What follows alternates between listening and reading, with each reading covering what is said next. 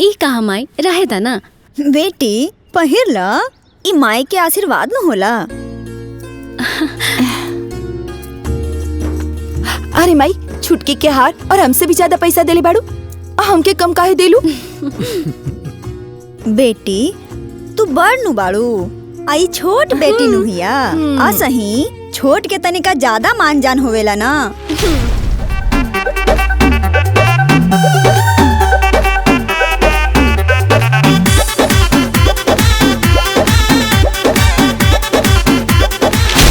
एक खटिया के चादर दू खटिया ना कहनी तो हमरो नाम माया ना। श्वेता, हम आई लड़का के अपने भौजाई के गोद में दे दा। इनकर इतना साल के तपस्या पूरा भइल बा। ठीक बा माई। भौजी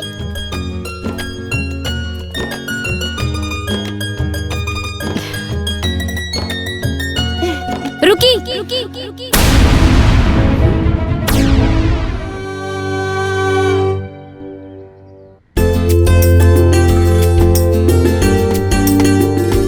हे बेटा। हाँ बाबूजी। कॉलेज जाइया ना तो रास्ता में बीज और खाद खरीद के भेज दिया, काहे कि वो बुआई के टाइम आवे वाला बा।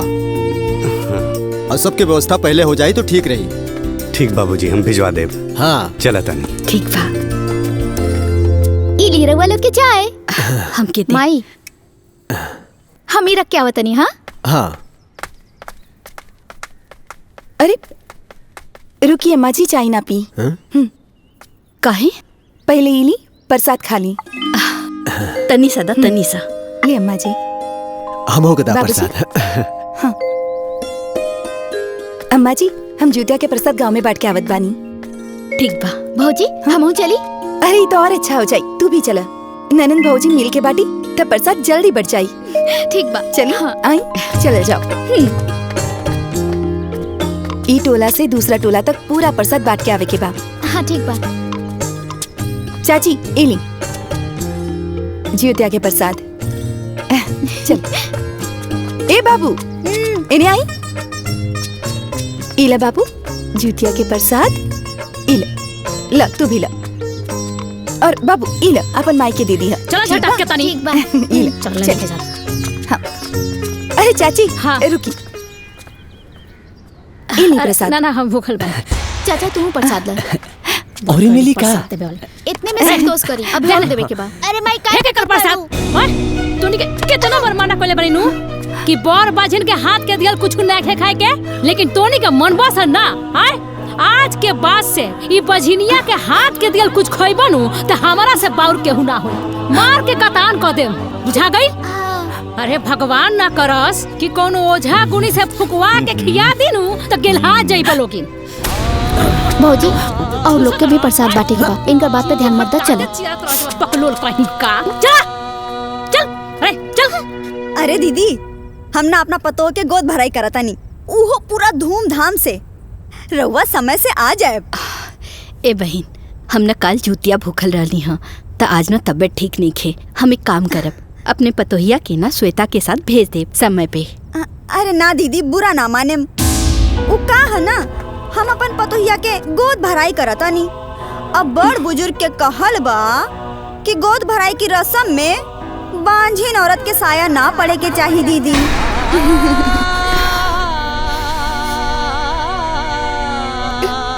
जौन समाज में चला त करतानी।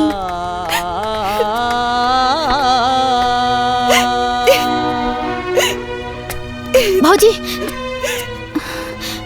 चुप हो जा भौजी, दूसरा के बात पे दुखी ना होए के चाहिए। दुनिया के सुन के चलबू ना तो जियल मुश्किल हो जाई।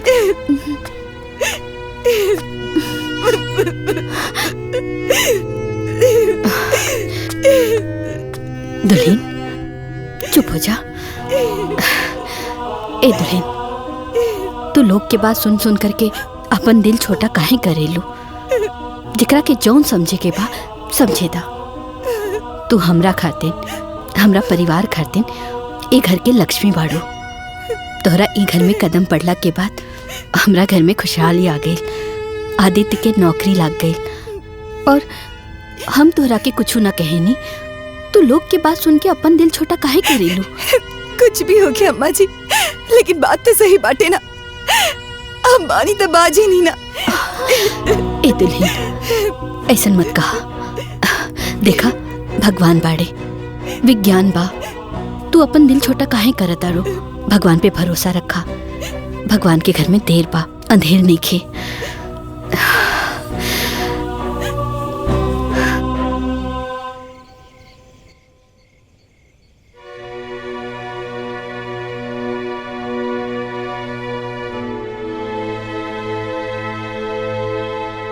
बस एगो संतान सुख बिना सब सुख मिट्टी बराबर।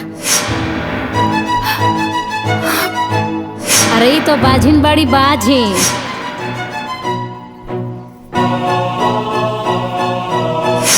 अब बड़ बुजुर्ग के कहल बा कि गोद भराई की रस्म में बांझिन औरत के साया ना पड़े के चाहिए दीदी। का सोचत बाड़ू? कुछ ना, बस ये कुल के वंश के आगे कैसे बढ़ावल जाई ये सोचत बानी। कौनो बात दुनिया से छुपावल जा सकेला, खुद से ना। आँख बंद कैला से दिन रात में ना बदल जाई। दिन तो दिन होला, चाहे आँख खुलल रही चाहे बंद रही। तू बांझ बाड़ू और रहबू। कुल के वंश ना दे सकेलू तो ना दे सकेलू। तू खुद के और ये परिवार के धोखा में मत रखा। आखिर हम का करी? इस समस्या के समाधान हम कहाँ ढूंढी? अगर तू सच में अपन परिवार के हित चाहत बाड़ू, अपन पति के वंश आगे बढ़ावल चाहत बाड़ू, अपन पति के माथा से निर्वंश के कलंक हटावल चाहत बाड़ू, तो तू अपन पति के दूसर ब्याह करवा दे। ये एगो रास्ता बा। तोहे अपन सौतन खुद लेके आवे के पड़ी। बोला ले आईबू? अगर ना ले आ सकेलू तो ये बेकार के नाटक करल बंद कर।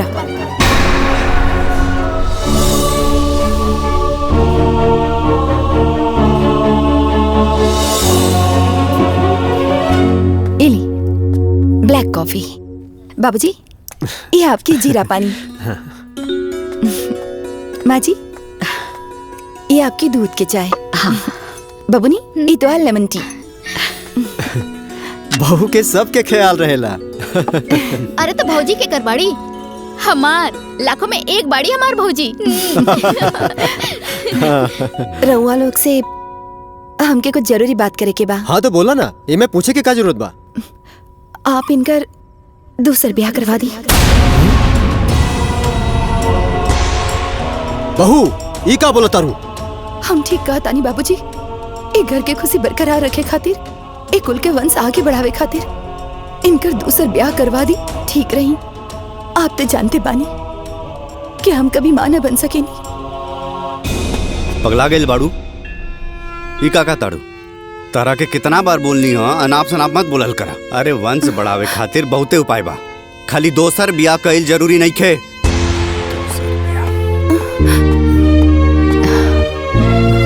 ए दुल्हन, आदित्य बिल्कुल ठीक कहा था। इकुल कल ठीक नहीं खे, समझे की कोशिश करा बेटा। हाँ बहू, आदित्य के शादी करा के तू अपने हाथ से अपना पैर पे कुल्हाड़ी मारे चाहता रू? जब कुल्हाड़ी खानदान के जड़ पे पड़त होके ओके अपन पैर पे मार लिया ली अच्छा होगी। इस समय पैर ना खानदान बचावल जरूरी बा। अब का चाहता नहीं कि हमनी के बाद ही वंश में चिराग जलावे वाला केहू ना हो, ये वंश आगे ना बढ़े। आप सब लोग हमारी बात मानी, इनकर दूसर ब्याह करवा दी। ए में सबके भलाई बाटे, हमार भी और ये परिवार के भी। ए बेटा, एकर दूसर भी उपाय बा। एक काम करा, तू एगो लइका गोद लेला, तोहर गोद भी भर जाई और हमनी के वारिस भी मिल जाई। अम्मा जी, गोद लेला से वारिस तो मिल जाई, वंश ना। वंश तो अपन अंश से ही आगे बढ़ेला। पगला गेल बाड़ू, दिमाग काम नहीं करत? अरे बार बार समझावला के बाद भी बात समझ में नहीं आवत। आकांक्षा, ये सब तू जितना आसान समझ रहल बाड़ू ना, सौतन के साथ रहल उतना आसान नहीं खे। हमार बात माना, जैसन चला था चले था, यही में सबके भलाई है और तुम्हार खुशी भी। ए जी, हमार खुशी से जरूरी एक घर के वंश बाटे, ओ में सबके भलाई है और खुशी बाटे। और हाँ, हमके कौन पछतावा ना होई। अरे लोगन की ताना सुने से तो अच्छा रहे कि हम अपन सौतन के साथ साले और ये परिवार की खुशी के खातिर हमके जौन भी सही के बा हम सब कुछ सहले। देखिए सुनी जी, हमरा के ई घर में बच्चा चाहिए तो चाहिए। हम आपसे विनती करे थे, हमारी इच्छा पूरा कर दी, हमारी इच्छा पूरा कर दी, पूरा कर दी।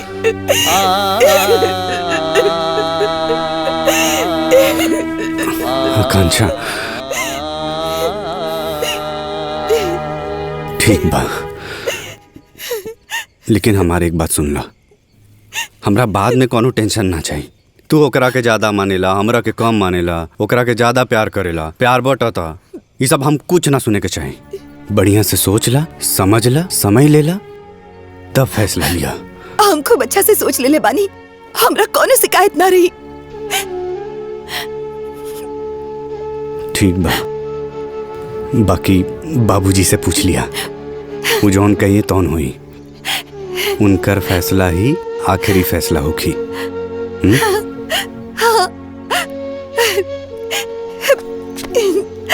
रवा कितना अच्छा पानी।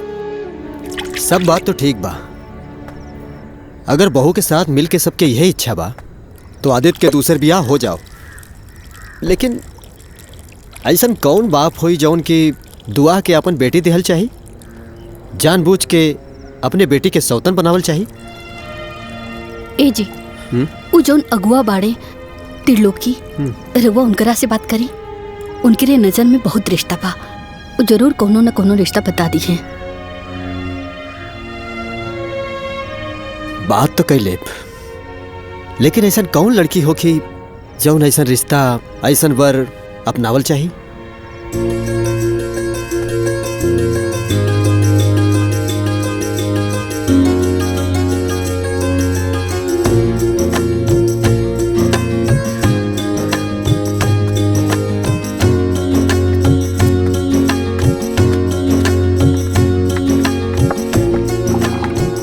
रख दो। नमस्ते। नमस्ते। कहो। हाँ? जा बेटा, तू अंदर जा।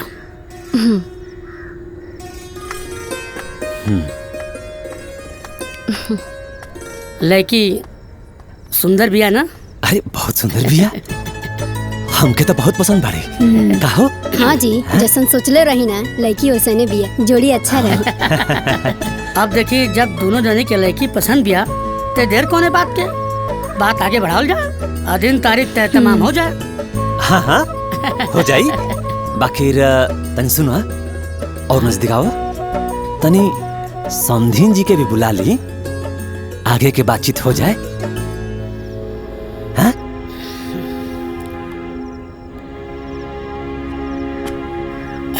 चली आई चली।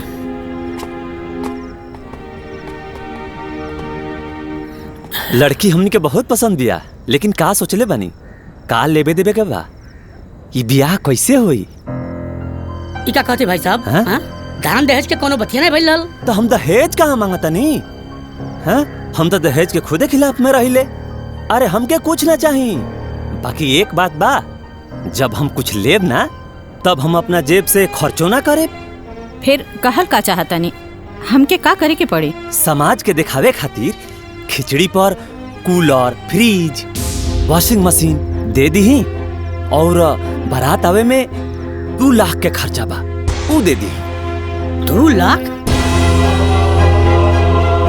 बस और कुछ ना, और आगे के हम सब समझ ले। रहुआ के कोनो चिंता करे की जरूरत नहीं है। रउआ जी कह रहल बानी, वो पूरा करे खातिर त हम अपन पूरा संपत्ति भी बेच देब ना, तब वो पूरा ना कर सकब।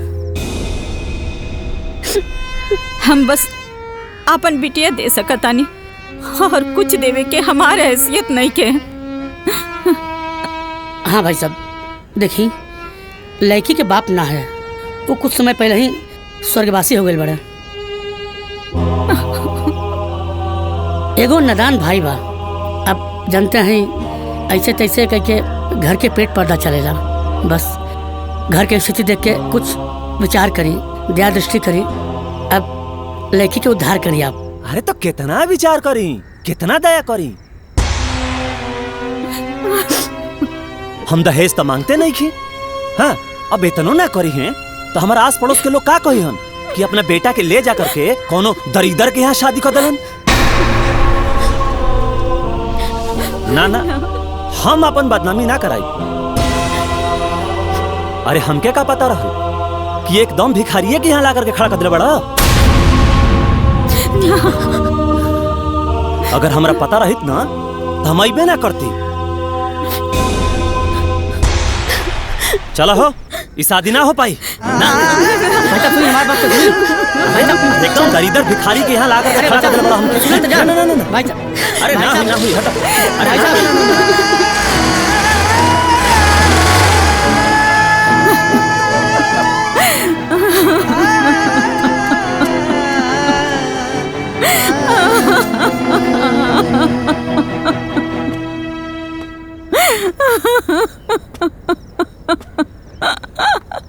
चुप हो जाइए जा, जन रोई दूसरा लड़का दिखल जाइए। अब दुनिया में लड़कन की कमी थोड़े बा। राउर लड़की लक्ष्मी है, ब्याह बिना थोड़े ना रह जाइए।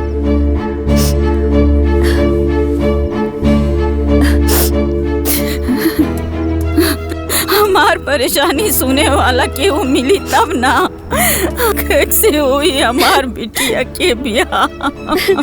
माई, अरे माई तू चुप हो जा, चुप हो जा माई, मत रो। माई हमके ब्याह नहीं के करेंगे माई, हम तोरा साथे रह माई, हम तो के छोड़ के कहीं ना जाए माई, कहीं ना जाए। हम और भाई मिलके तोहर सेवा करे जा माई। बेटी माँ बाप के सीना पे एगो बोझ हो के ली बिटिया। माँ बाप जाके भी वो बोझ जिंदगी भर ना ढो सकेली। अगर आज तार बाबूजी जिंदा रहते कहीं परेशानी ना हो। माई तू चिंता मत कर माई, सब ठीक हो जाए माई। हेलो हेलो, हाँ भाई साहब नमस्कार। त्रिलोकी भाई, कुबेर बोला तानी। अरे हम रउआ के खूब पहचानता नहीं, राउर नंबर सेव बा, तब मैंने नमस्कार बंदगी के लिए हैं। और बताइए कैसे याद के लिए हैं? सब ठीक ठाक बा ना? सब ठीक बा। तोहरा तो पता बटे कि आदित्य के शादी के 8 बरस हो गई, अभी तक बाल बच्चा नहीं भइल। बहुत जगह दिखैनी, डॉक्टर साहब भी जवाब देते लन, तो हम सब सोचत आनी कि दूसर ब्याह कर दिया हो। राउर विचार तो ठीक बा, लेकिन राउर पहल की पतोही का होगी। अरे ये सब उन्हीं की इच्छा बा, उहे दबाव डलनी कि आदित्य के दूसर ब्याह कर दी। अच्छा अच्छा अच्छा, तब तो ठीक बा। रउआ कोनो सुंदर लड़की देखी? देखी कुबेर भाई साहब, लड़की तो मिल जाई, बाकी राउर हैसियत और घर परिवार के हिसाब से खोजल तनी मुश्किल बा। हमके सुंदर लड़की चाहिए, घर परिवार नहीं। कोनो संस्कारी लड़की ढूंढी जैसे हमार वंश आगे बढ़ सके। चुप हो जा माई। ये समझी राउर काम हो गए। फोन रखा था नहीं, राउर का हम जल्दी फोन करता नहीं। ठीक बा। कहल बना भगवान के घर देर बा अंधेर नहीं। भगवान सबका दुख समझे लें। अब देखिए, अब लड़की के भाग्य से रहुआ इतना बढ़िया रिश्ता गइल बा, समझ लो जा आपके लड़की राज करी राज। घर दुआर, गाड़ी घोड़ा, नौकर चाकर, खेती बाड़ी सब गजागज भरल बा। और तो और लड़का लेक्चरर है। और समझ लो जा कि दिया से लेके खोजले ऐसा लड़का ना मिली, वो बिना दहेज के, वो इकलौता लड़का। जब इतना हैसियत वाला बाड़न त हमने जैसन गरीब से रिश्ता काहे जोड़ियन? वो कहे ना कि लड़कवा के एगो बियाह पहले से भइल बा, लेकिन ओकरे एको बाल बच्चा नहीं खे बाड़े। और ओकर पहल की मेहरारू चाहतिया कि इनके दूसर बियाह हो जाए, ताकि घर के वंश आगे बढ़ सके। का दुआ बियाह? वो पहली पत्नी के घर में रहते पत्नी घर छोड़ के चल गई रही, चाहे मर गई होती, चाहे तलाक हो गई रही, तब कोनो बात रही। लेकिन पहली पत्नी के घर में रहते हम अपन बेटी के वो घर में सौतन बना के ना भेजब। अब देखी, लड़की के कोनो परेशानी नहीं हुई। हम परिवार के अच्छे तरह से जानते हैं, बड़ा संस्कारिक परिवार है। कुछ भी होके हम ऐसा घर में अपन बेटी के ब्याह ना करब। देखल जा, लड़की के जीवन के बारे में सोचल जा। ऐसन घर परिवार बड़ा नसीब से मिलेला। हम तो ये कहम ना, एक बार ठंडे दिमाग से सोच ले जा और परिवार से मिल ले जा, ओकरे बाद जौन भी आपके विचार हुई तुम कल जाई। देखा बेटी, हम तहार सब बात मानतानी। हम मानतानी कि घर द्वार धन दौलत के कोनो कमी ना होगी, ओकरा उ घर में सब सुख सुविधा मिली। बाकी लइका में तो धाक बा ना। अब तू ही बतावा, जियत मछली घोटा ले ई दुनिया के कौन माई ऐसन होगी जे अपन बेटी के सौतन बना के भेजी।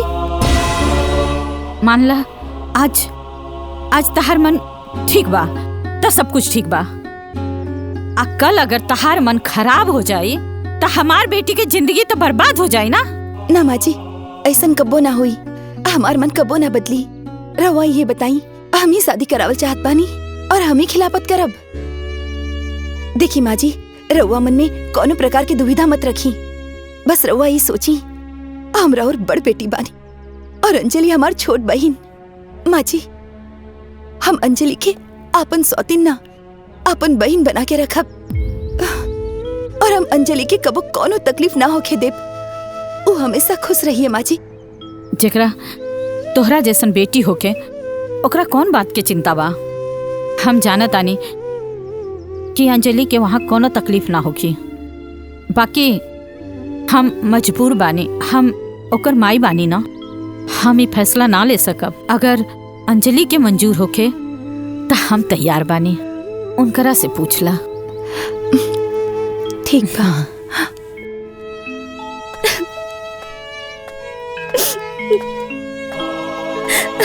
अंजलि, हम तो से कुछ मांगे आयल बानी, दे सकेलू हमरा के? हम ऐसन काहे कहतनी? रउआ बड़ बानी, बोली। अंजलि, तू तो जानत बाड़ू कि हम मां ना बन सकेली। हमार किस्मत में माई बने के सुख नहीं के लिखल। हम अपन पति के परिवार के संतान ना दे सकेनी। हम भी अपन अंगना में किलकारी सुने चाहत बानी, अपन परिवार के सुखी देखल चाहत बानी कि हमार परिवार खुश रही।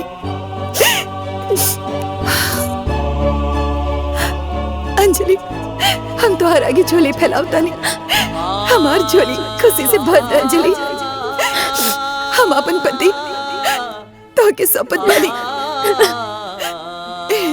हम तो के सौतन बना के ना, अपन बहन बना के रखब।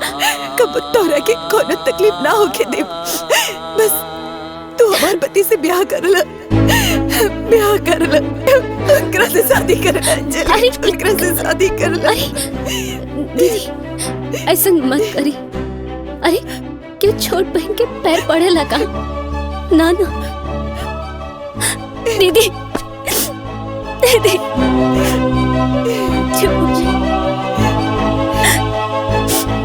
दीदी, हम ब्याह करे खातिर तैयार बने। अंजलि, भगवान करे हमार सारा खुशी हमार बहन के दे दे। हमार तो भाग्य खुल गई। आज हमके दो गो बेटी मिल गई। हाँ माई, हमरा के दो माई मिल गई नी। अंजलि, हाँ, अब तो तैयार हो जा, हम छेका की तैयारी करत बानी। माई,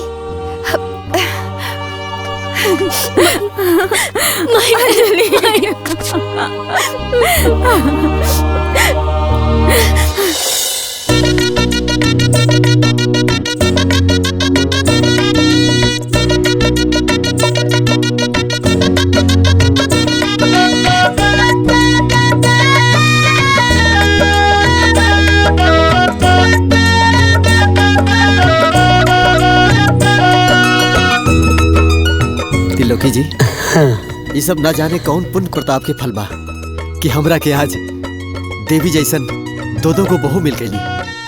कुबेर जी, सब ऊपर वाले का आशीर्वाद और कृपा है।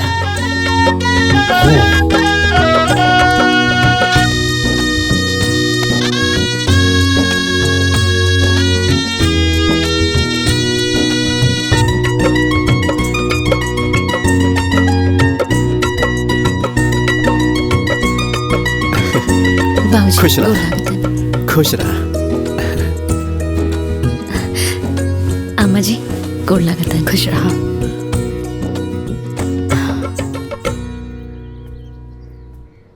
अच्छा समधिन जी, अब हमने की आज्ञा दी। चला चलिए। ना माँ जी, आप लोग जाई, हम यही जा रहा। एजा का करबो? माँ जी, ये हमार मायका बा और हम ही घर के बड़ बेटी बानी। हमार छोट बहन के ब्याह पड़ल बा, हम तैयारी ना करब तो के करी बताई। और भाई हमार बहुत छोट बा, माई अकेले पड़ जाई। सारा तैयारी हमरे करे के बा माँ जी, यही से हम यही से रुकब। ठीक बा भौजी। हाँ? आप अपने बहन के शादी की तैयारी करी और हम अपने भैया के शादी की तैयारी करे जाता नहीं। देखल जाई कि एकर शादी की तैयारी अच्छा हुई। और हाँ, बरतियन के स्वागत में कोनो कमी ना होके के चाही। ठीक बा, सारा स्वागत अच्छे से हो जाई। लेकिन एक बात, सारा बाराती ढंग के लेके आई है, नहीं तो दूसरा ढंग से व्यवस्था हो जाए। बतावा हो, वो कैसन महतारी बिया जौन अपना बेटी के जानबूझ के कुआं में ढकेलतिया। अरे ओकर करेज ह की पत्थर। आय ओकरा अपना बेटिया पर तरसो नइखे आवत। हाँ बहन, ठीके कहा तारू। आज ले हमू कबो न सुनली कि कोनो मतारी अपने से अपन बेटी के सौतन बना के भेजली होके। उहे तो। अरे का भइल बहन? बाप रे, अरे का भइल? कौन नतिया के बेटा चला के मरलस रे। ए भौजी, हमार गुल्ली आई है का? अच्छा, तो ई तोहरे करम कांड रहला। आय कौनो ना कौनो बहाना बना के मेहरी सन के गोल में घुसबा जरूर, उह झुम्मर पारे खातिर। अरे भौजी, हम ढोलू गुल्ली खेलत रहनी, आ गई है वही ले आई नहीं। ए ढोलू, तू जा खेलत रहा, हम आवत हई। का बात होता भौजी? गांव के कुल औरत तोहर भौजी लागेला का? हाँ, जे सबके निहारत रहेला। अरे भौजी, सब लगी है काकी तक के करी और ये ताकी। देख खैर छोड़ जाए, न्योता होता आइल बा कि ना? वो आदित्य के बियाह पड़ल बा, बाकी अभी तक हमारा के न्योता न आइल।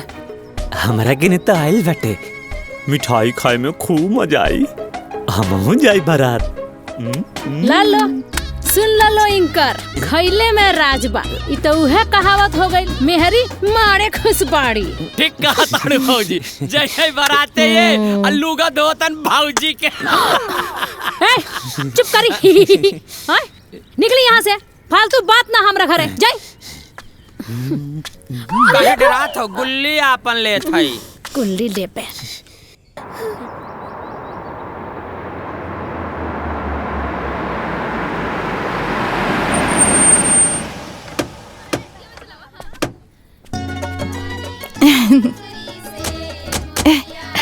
माँ जी लाई, हमरा के दी, हम आरती उतारब। ठीक बा। दुल्हा दुल्हनिया के आरती उतारब हो, सुन के सिंदूरवा ले ले अम्मा बाड़ी खाड़ हो। खोला बाबू पलकी के बढ़िया मंगिया बहो हो। खोला बाबू पलकी के बढ़िया मंगिया बहो रबो। सुन के सिंदूरवा ले ले चाची बाड़ी खाड़ हो। खोला बाबू पलकी के बढ़िया अली बाबू बाबू। खोला बाबू पलकी के बढ़िया। अच्छा अच्छा अच्छा अच्छा अच्छा। चला हो ऐसे बासावाने मेला, वैसे नेव के चला हो। जैसे बासावाने मेला, वैसे नेव के चला हो। हमर चाचा के कोई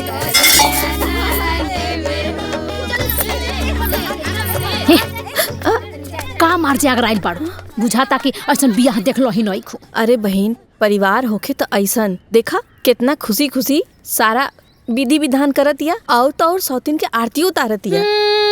4 दिन के चांदनी फिर काली रात। देख ली हा, बहुत जल्द इहे सौतीन हो जाई है। और ई है उनकर कैसन आरती उतरी है देखे के मिली। अरे ना बहिन, हमके तो लगता है रिश्ता निभा जाई। देखत ना बाड़ू दोनों में कितना प्यार दिखात बा। अच्छा, ढेर मीठ मिठाई में नू बहुत जल्द कीड़ा भी लाग जाले से, बुझा गई? तू यही जी बाड़ू देखत। अरे बहन चलो, मुंह दिखाई देखे के बाकी ना।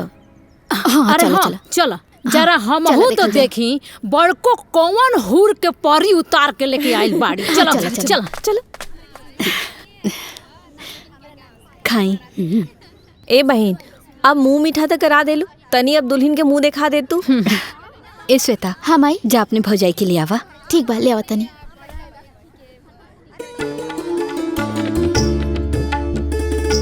ए माई, बड़की भौजी तो आ गेली छोटकी भौजी के लेके। देखा बेटा पर आ गई। देखा का लेके आइल बड़ी। आराम से बैठा। तू लोगन के मुंह देखे के रहे ना। रुका अभी दिखावा तानी। रुकी माँ जी, हम दिखाई अपन छोट बहन के घूंघट हम अपन हाथ से उठाई और सब लोगन के दिखाई। हाँ तू ही दिखावा, बाकी दिखावा जल्दी।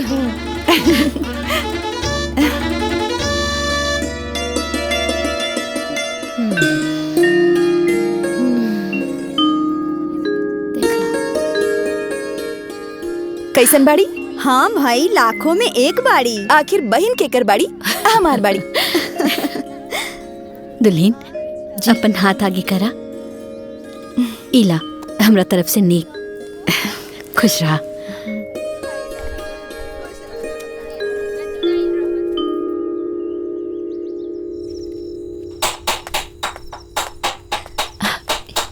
दीदी हटी, हम कर देता नहीं। अरे ना, ये सब काम हम लोग कर ले, तू जाके आराम कर। अरे ऐसे कैसे आराम करी? अरे हम आराम करब और वो लोग काम करब, ये अच्छा ना लगी। हटी, हम कर देता रहे द। ये काम आज तक हम ही लोग करत बानी ना, हम लोग कर ले काम। अरे वो तो ठीक बा, बाकी अब हम आगल बानी ना तो हम करब। हाँ तो आगल बाड़ू तक का नौकरानी बन के आयल बाड़ू, हम तो के काम करावे खातिर लेके आयल बानी का ना ना। अभी तो तोहर चूल्हा छुआई के रस्म भी ना भइल, तो तू ही बतावा काम कैसे करबू? हाँ भौजी, आप परेशान मत हो की, आप जाइए, हम लोग कर ले कमरा में। अरे लेकिन बबनी, हाँ लेकिन कुछ ना। और अभी तोरा के कोनो काम नहीं करे के, जब तोरा काम करे के हुई तब बता दे। अब तू जा आराम कर। ठीक बा, हम मामा जी के बता देता नहीं। अरे हाँ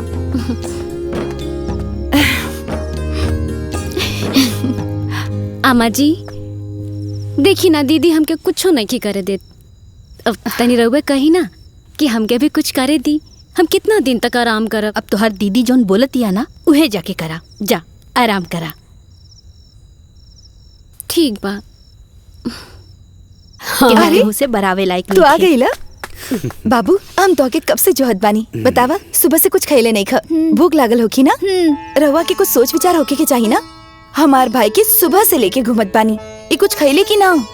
अरे छुट्टी रहल तो घुमा ले आइल, बाकी खा के तो गैल रहले ना। अरे तो एक बार खा के थोड़े रही, लड़का बाड़न दिन में 4-5 बेर खाए वाला, बूढ़ा तो ना बाड़े ना। बाबू तू बैठ, हम तोहरा ला अभी खाना लेके आवत बानी। देखा तानी दीदी, एकर बात व्यवहार ही ऐसन बा कि पता ही ना चलेला कौन आपन बा और कौन पराया। सही बात बा। ये छुटकी के भाई है। देखा ऐसे लागता जैसे एकर आपन सगा भाई। सही बात बा, यही से तो कहत तनी भौजी कि तहार दोनों पतो बहुत बढ़िया बाड़ी सा। इला हमार बाबू खाना खा लो। अरे खाली भाई के सेवा होकी, हमहू भुखाइल बानी, साथे गइल रहली। अच्छा जी, हमार भाई से कंपटीशन। अब हम अपन भाई के छोड़ के रउआ पीछे दौड़ी। नाना भौजी, रउआ अपना भाई की सेवा करी, हम अपना भाई की सेवा कर ले। हम अपना ननद की सेवा करब। हाँ? अच्छा बबनी रवा रुकी, हम खाना लेके आवत। जी भौजी।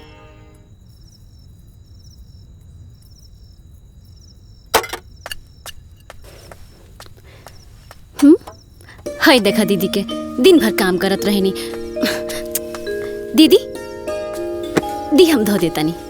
अरे ना ना, हम धो ले, तू बैठ। अरे रवा अकेले कितना काम करब, थक जाए, हटी हम कर देता नहीं। अरे हम बूढ़ हो गए बानी का, जी बर्तन धोए में थक जाए। अरे दीदी ऐसा कोनो बात नहीं है, छोट बहन के रहते हुए बड़ बहन घर में काम करी, ये अच्छा नानो लगी? क्यों देखी तो का कही, हम धो देता नहीं। ठीक बा करी है, लेकिन अभी ना, अभी तोहार काम धंधा करे के दिन नहीं खे। अभी तो तोहार हाथ के मेहंदी भी नहीं खे छूटल, और हम तोहरा से काम कराई, अगर लोग बाग देखी तो हमरा से का कहिए? कही तो कही, हम धो देत बानी। अरे रहे तो तू। भौजी इली राउर माई के फोन बा। माई के फोन? हाँ लावा दो।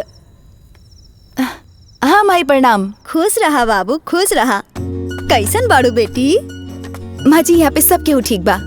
हमार छोटकी बेटी कैसन बाड़ी? तार छोटकी बिटिया भी एकदम ठीक बाड़ी। अच्छा, तनी हमरा छोटकी बेटी से बात करावा ना। छुटकी माई के फोन है। माई हमरा से बतिया के घर हाँ, इला। हेलो, प्रणाम माई। खुश रहा बेटी, खुश रहा। दूधो नहा पूतो फला। आ बेटी तोहनी दोनों लोगन के आवे के बाद जन्माष्टमी में। अच्छा, अब माई हमने के जन्माष्टमी में बुलाओ तरी। हाँ कह दी। हाँ अच्छा माई ठीक बा, हमने के जरूर आइब सन। ठीक बा, प्रणाम। ठीक बा, खुश रहा बेटी। अरे अम्मा जी माई के फोन आयल रहे, हमनी के जन्माष्टमी में बुलावत बड़ी। ठीक बा, चल जाइए। ठीक बा अम्मा जी, आप दोनों चल जाइए। ठीक बा दीदी। अरे ई कहा माई, रहे दा ना। बेटी पहिर ला, ई माई के आशीर्वाद न होला। अरे माई, छुटकी के हार और हमसे भी ज्यादा पैसा देले बाड़ू, हमके कम काहे देलू? बेटी तू बड़ नु बाड़ू, आई छोट बेटी नु हिया। आ सही छोट के तनिका ज्यादा मान जान होवेला ना। हमरा बेटी के पहला विदाई बा, धूमधाम से होवे के चाहिए ना। हाँ। माई तू कितना अच्छा बाड़ू माई। हमके तो तारा में और हमरा माई में कोनो फर्के ना बुझाइल है। माई हमके तोहार बहुत याद आई माई। बेटी हमरो बड़ी याद आई। आ जब भी तोरा ई माई के याद आवे ना, चल अइहा बेटी अपना माई के यहाँ।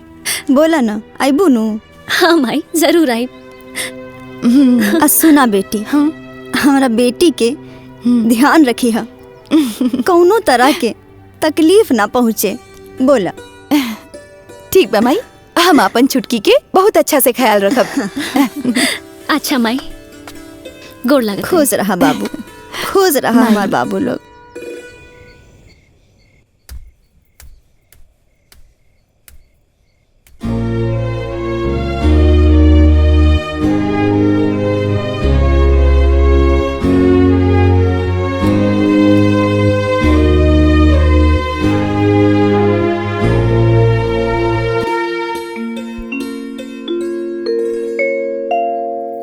अरे छुटकी, ई का करत बाड़ू? पागल हो गल बाड़ू का? हमार पैर मत दबावा। अरे दीदी रउआ दिन भर काम करत रहिले, हम देखिले कि अकेले एक पैर पर दौड़त रहिले। रउआ सारा घर के जिम्मेदारी रउआ ऊपर बाटे। थक जात हो कब ना, आराम करी थोड़ा, हम पैर दबा देता नहीं। अरे पागल, तू हमार छोट बहन बाड़ू, हम तोहरा से अपन पैर थोड़ी ना दबाइब। अरे तो का हो जाई? अरे छोट बहन बड़ बहन के सेवा ना कर सकेले का? हाँ, ये कौन शास्त्र में लिखल बा बताई? अरे हम छोट बानी, हम राउर सेवा ना करब त क्या करी? और वैसे भी राउर दुख हमार दुख रवा ना समझब त के समझी? आराम करी रवा, आराम करी। हमार बात सुना, बात तो एकदम सही कहत बाड़ू, बाकी हमार दर्द पैर दबावे से दूर ना होई।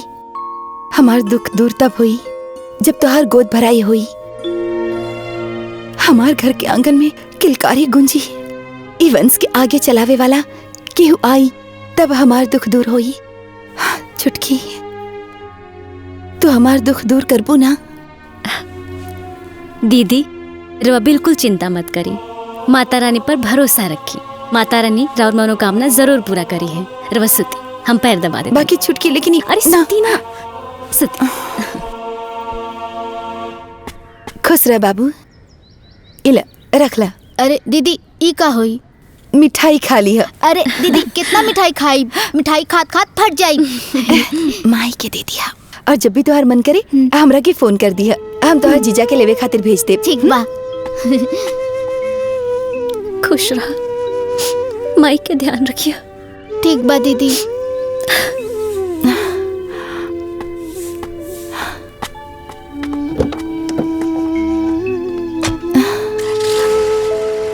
ए चाची, दोनों सौतीन में बड़ा पटरी रहेला, मिल जुल कर बड़ा प्यार से बहिन लेखा रहेला दोनों। हाँ बहिन, देखला से तो ना लगेला कि दोनों सौतीन बाड़ी सन। हाँ।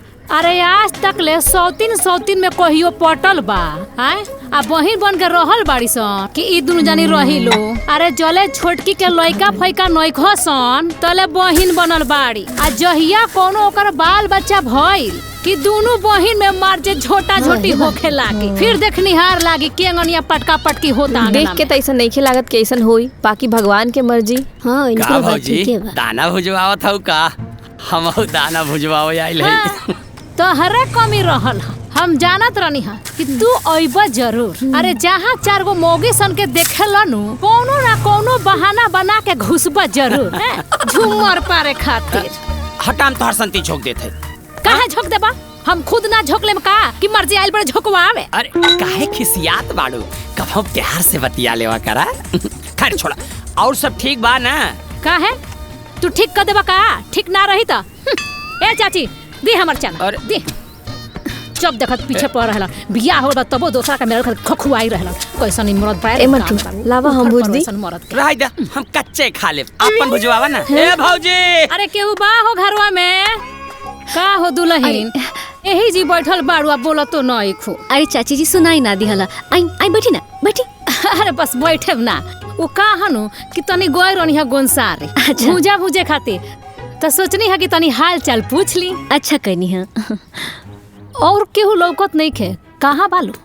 अब आमा जी अब बबनी बाजारे गइल बनी कुछ सामान के खरीदारी करे खातिर। दीदी सुतल बनी। का सुतल बड़ी? हाँ। अब ई कौन बेरा हो सुते के? खैर ऊ ना सूती है तो के सूती? घर के सारा जाल पत्थर तारा ऊपर डाल के खुद आराम फरमावत तारी। अरे ना चाची जी ऐसन कोनो बात नहीं है। दीदी हमके बहुते मानेली बहुते प्यार करेली। अरे तो हम कहाँ कहतानी कि ना मानेली? हम कहाँ कहतानी हो? बाकी ये दुल्हन हाँ? एगो बात कही। हाँ कही ना। देखा तू नु बड़ा नादान बाड़ू ना समझ बाड़ू। अरे दुनियादारी के बारे में तारा कुछ मालूम नहीं खे। हाथी के दांत देखावे के कुछ और होला आ चबावे के कुछ और होला। हाँ बुझा गई? तनी मीठ मीठ बतिया देत होई है। तू बिना तेल के फुलौरी खानी मार जे फुला जात होकबू आ टप टप काम करत होकबू और एकदम महारानी खानी ठाट बाट में आराम फरमावत होई है। खैर तू अपन नु ध्यान रखी हा।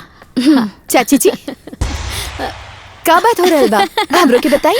हे बड़को कुछ ना हम नु बिल्कुल तोहरे बारे में बतियावत रहनी हा। बाप रे बाप कतना सुंदर बाड़ू हो एकदम गौ जैसन। इला चना का भुजा खा भुजा के लेके आइल बनी। हम ना खाई रवा खा लेब।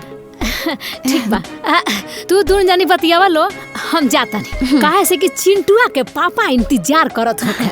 2 घंटा हो गइल निकलले बतिया। ठीक बा चाची जी फेरू आइब। हाँ हाँ आइब।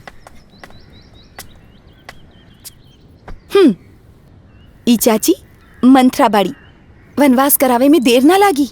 सही कहानी है दीदी हमके भी 1 नंबर के मंथरे लगली है। ए श्वेता हाँ? एक काम कर 1 दौरा गेहूं और ले आओ। माई काहे खातिर इतना में हो जाई। अरे कितना अस्कताली रे ससुराल जी भी तो का करबे जो ले आओ। ठीक बा।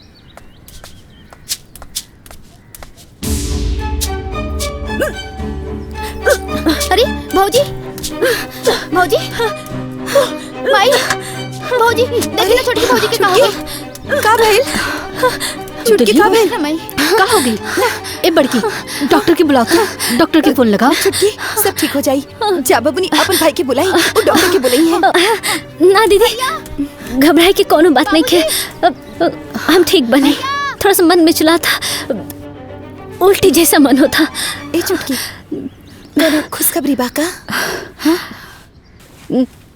छुटकी हाँ छुटकी अरे बहू के काम है। सच बताड़ू सच बताड़ू। अरे माई बने वाला बानी। अम्मा जी माई बने वाला बानी।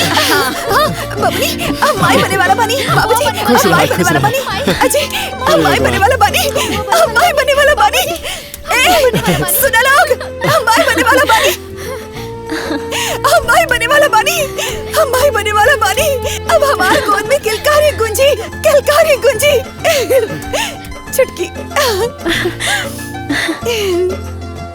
बहुत दर्द होता कुछ ना हुई छुटकी, सब ठीक हो जाए। ए दुल्हन लागत अस्पताल लेके जाए के पड़ी। हाँ जी अम्मा जी। केला के कोनो मतलब नहीं के। हाँ अम्मा जी, जा बबनी अपन भैया के बुलाई, जल्दी जा। बस छुटकी हम ही ना, तोरा के कुछ ना होके दे। लागत हम ना बचा। संभालो खुद के, हम ही ना छुटकी। अंजलि कहाँ भाई? जी गाड़ी निकाली, हॉस्पिटल जाए के टाइम हो गइल बा, अच्छा, जल्दी निकाला जाए। था। और सुनी फोन करके एम्बुलेंस के बुला ली, एम्बुलेंस में जाइए तो आराम मिले। जल्दी कर, जल्दी कर, जल्दी बुला ले छुटकी। हेलो। हाँ भैया, एक एड्रेस भेजा था नहीं, जल्दी आ जा। हाँ ठीक बा, हम आवत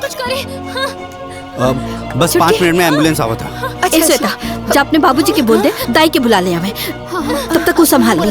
छुटकी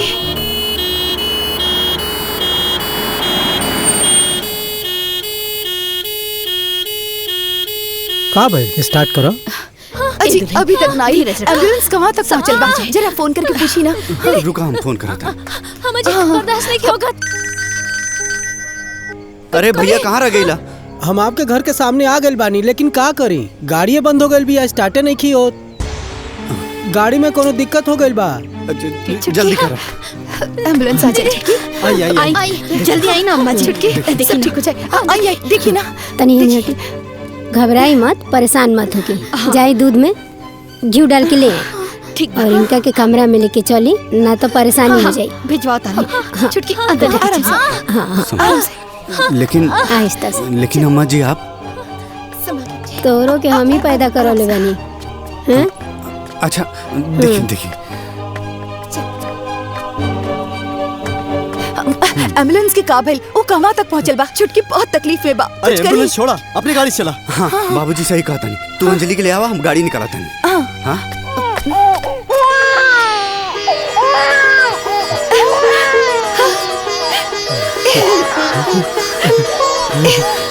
भाभी भाभी हम बुआ बन गई नहीं। भैया आप पापा बन गई नहीं। बाबूजी रघुआ दादाजी बन गई नहीं। हम बुआ बन गई नहीं। हमारी इच्छा पूरा कर देनी। बाबूजी चल अपन बैठवा के देख ला। चला चला जा बेटा। बाबूजी आवा आवा आवा। हम तो बाजिन बानी, शहर में हमार गैल ठीक ना होई, कहीं कोनो अपशगुन ना हो जाए। आकांक्षा का भाई? ए दुल्हन चला अपने लड़का के देखला, चला। ना अम्मा जी हम ना जाए, हमार गैल ठीक ना होखी। हम ए दुल्हन तू तो समझदार बाड़ू, फिर ये झूठ मूठ के ढकोसला पे काहे पड़ा तारू? चला ना। ना अम्मा जी हम माई बानी, अपन बच्चा के अहित ना कर सकेनी। हम छठियार के बाद आप लाल के देखब, 6 दिन की दूरी हम सह लेब, तब तक आप संभाली। ठीक बा। ए भौजी भौजी भौजी तो बिचवा में किस खंभा खड़ा के हैं भौजी। ए भौजी भौजी ए भौजी, अरे कितना सुध गईलू भौजी। ए भौजी भौजी घोड़ा बेच के सुता के का भौजी भौजी चिल्लाता रह। आय दिनवा में तो चैन से सुते ना देला, अब का रतियों में चैन से ना सुते देबा? अरे हाफत का बड़ा लौकत नहीं खे हे जी सुतल बानी हम। अरे तू बहरे सुतल बाड़ू? अरे देश के कटहा कुकुर दुआरे दुआरे घूमत बाड़े, काट ले ते तक के सुई घुसवबू, इनका का बेटाई कह दे होई के। खैर छोड़, जौने बात ऐसन बतिये रहल कि रहल न गइल कि पहले भौजी के बता दी, वह दितवा के बेटा भइल। अरे ओकर बेटा भइल बा त का ओकर नार काटे जाई हम? अरे भौजी खिसियात काहे बाड़ू? अरे सोचा जौन प्लान कैल गेल रहे इस सब के वंश ना चली त दुआर खेत क्यारी सब अपन हो जाई, ई सब सपना पे पानी फिर गइल ना। हाँ हो, ई तो तू बिल्कुल सही कहता रह। चला मिठाई खाए के तो मिली ना। मिठाई खाए के मिली? अरे जाए बौराहा, जब बतिया खोपड़िया में समझ में ना आवेला तो जरूरी में बीचो में बतियावल। ए जइया, जब देखा ताड़े कि देवर भौजाई बात करत ताड़े तो बीच में दाल भात मुसर चंद बनब जरूरी बा? हां ए भौजी एक दिन एकरा ने फरसाइया में भर तक करे रे मिठाई, सुत पकड़ के लइका।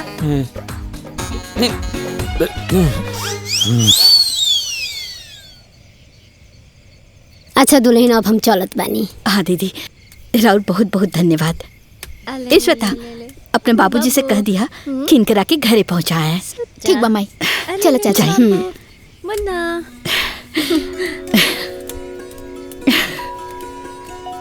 अरे हमर लाल। अम्मा जी, हाँ दीदी कहाँ बानी? आईनी ना? बाबू के देखे के मन नहीं करत का? बाबू के देखे खातिर तो छटपटा दिया, बाकी तू तो अपने दीदी के जनबे करेलू। पता नहीं कहाँ से ओकरा मन में आ गई कि हम बाझिन बानी, लड़का के दिखला से अहित हो जाए। यही से मन ही मन प्रण ले ले बिया। जब लड़का के छठियार हुई ना, तब इनकरा के देखबो करी और कुदियो उठाई। अच्छा तू बैठा, हम जाता नहीं, बाहर जाके देखता नहीं। अच्छा तई बात बा। बाबूनी, ए बाबूनी। हाँ भौजी। यहाँ बा। हाँ का भेल भौजी? पहले अपन हाथ धोली और फिर ओछवाइन के दूध ले जाकर छुटकी के पिला दी। हाथ तो हमारे साफे बा भौजी, दाम पिया के आवत नहीं। अरे तो फिर से धोली। एक बात समझ ल, इस समय में साफ सफाई के ध्यान ज्यादा रखे के पड़ेला। ठीक बा भौजी।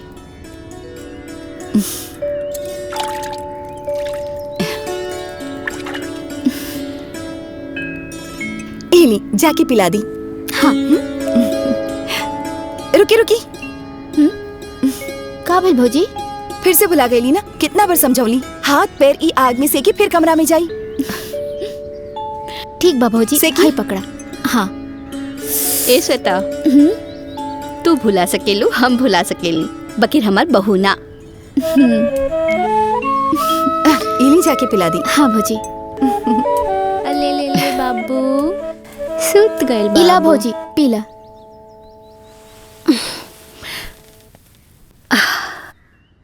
अरे बबनी, अभी हमार मन नहीं खे करत, रख दी, हम बाद में पी ले। हम भौजी रखे के ना बाटे, पिए के पड़ी।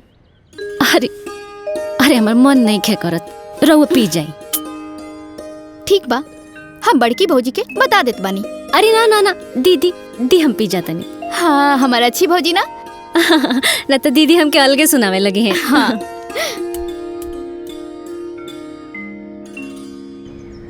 माई, बाबूजी आइली चाय।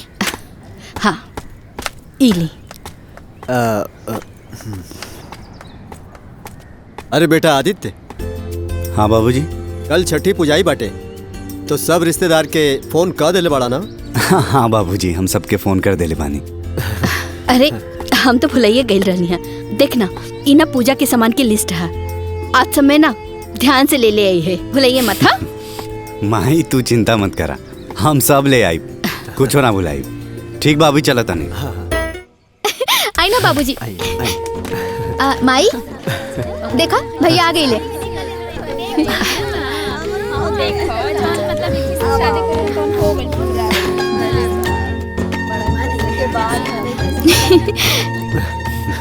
भैया देखा बाबू के। बाबूजी ले ले ले। श्वेता, हाँ माई। लड़का के अपने भौजाई के गोद में दे दा, इनकर इतना साल के तपस्या पूरा भइल बा। ठीक बा माई। भौजी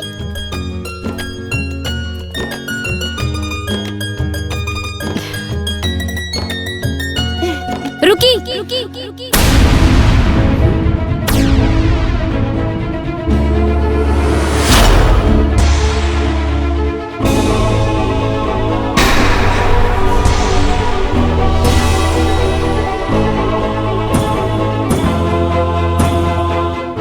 दीदी अभी बच्चा के ना छुई हैं।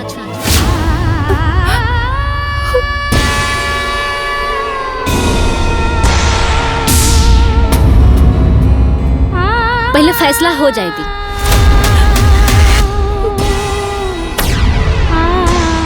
फैसला? कैसन फैसला? थोड़ी देर रुकी, सब पता चल जाए। सुनी जी, तनी देखी तो वकील साहब कहाँ तक पहुँचल बानी।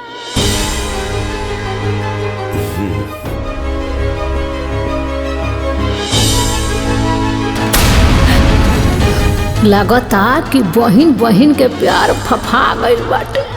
अब मजा आई। चल के सबसे पहले गांव के लोग के बता दी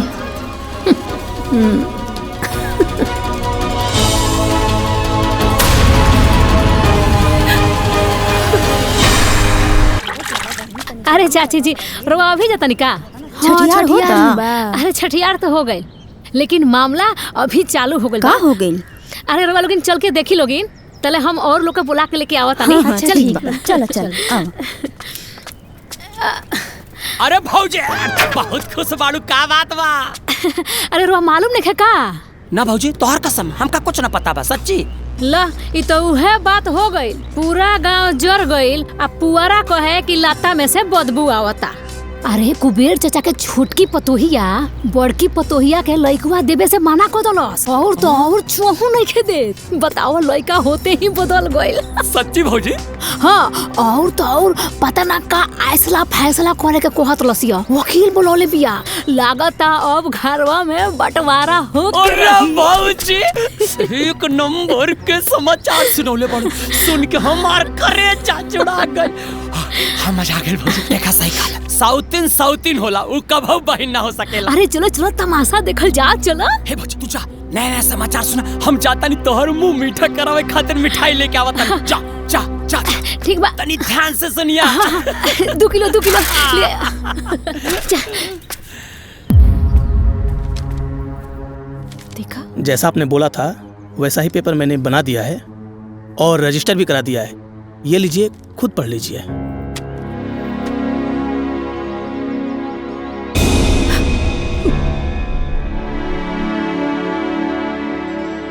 पढ़ के सुना दा। जी। मैं अंजलि पत्नी आदित्य ग्राम कोटवा जनपद जौनपुर की निवासिनी हूँ।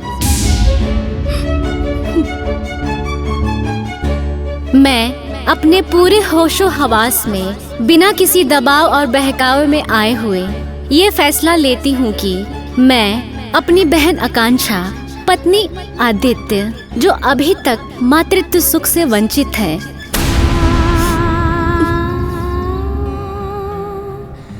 जो भविष्य में कभी मां नहीं बन सकती, जिनकी संतान प्राप्ति की लालसा पूरी नहीं हो सकती,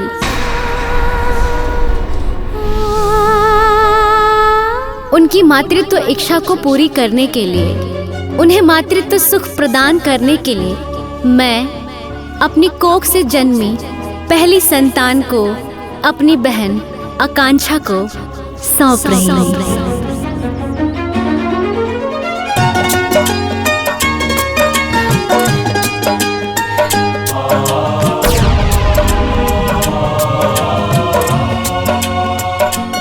आज और अभी से मेरे इस बच्चे पर मेरी बहन आकांक्षा का पूरा अधिकार होगा।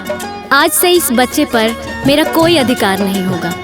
ये कानूनी दस्तावेज में लिख दिया गया है ताकि प्रमाण रहे और वक्त ज़रूरत पर काम आए, और मैं कभी बच्चे के ममता में वशीभूत होकर बच्चे को अपनी बहन आकांक्षा से मांग ना सकूं, अपनी ममता के मोह में आकर अपनी बहन आकांक्षा को कभी ठेस ना पहुंचा सकूं।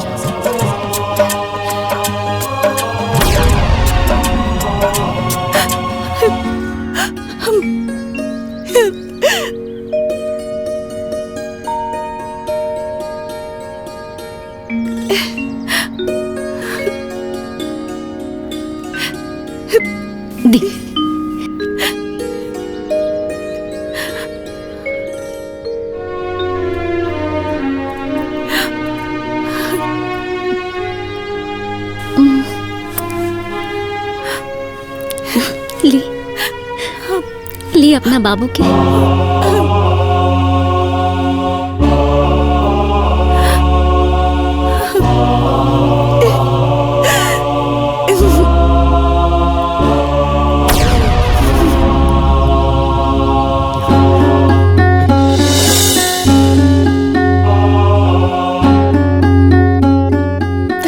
छुटकी ऐसन काहे कइलू? ई सब करे के का जरूरत रहे? दीदी जरूरत रहे दीदी, रउआ घर के वंश के आगे बढ़ावे खातिर। ए दुनिया में बच्चा के ले आवे खातिर रवा कितना बड़ा त्याग कहनी। यहाँ तक कि रवा अपन पति भी बांट देनी, जो दुनिया में कोनो औरत सोच भी ना सकेली। रवा ऐसन कर देनी और ये बच्चा के ले आवे खातिर रवा अपना हाथ से अपन सौतन तक उतरनी। तब फिर ये बच्चा पर हमार ना राउर अधिकार बा दीदी। ये बच्चा राउर है दीदी।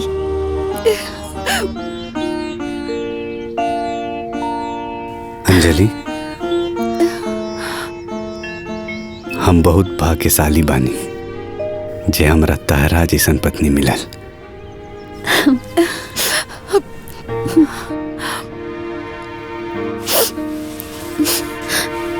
ए जी सुनी ना। हाँ? अब पंडित जी के भी बुलवा ली ना। अब पुत्रदान करे खातिर भी कर्मठ करा लिहल जाओ। काहे से कि धर्म के हिसाब से भी हम चाहतानी कि ई बच्चा दीदी के हो जा।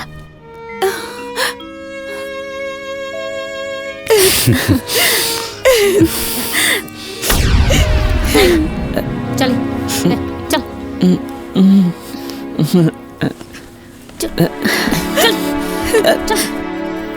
चल मिठाई खेबे ते आय मिठाई खेबा ओतई गार देम तहार बाप बढ़नी मारो। मिठाई लेके आ गई नी।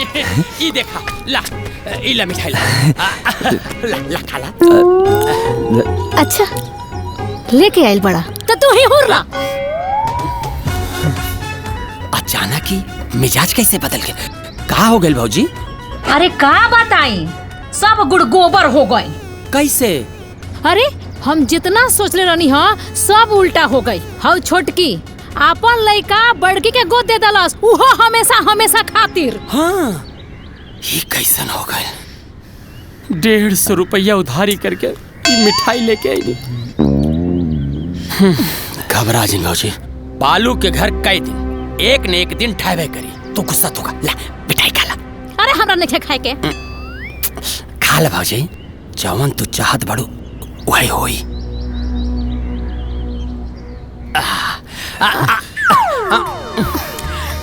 खाला जूठा खाला से प्यार बढ़ेला।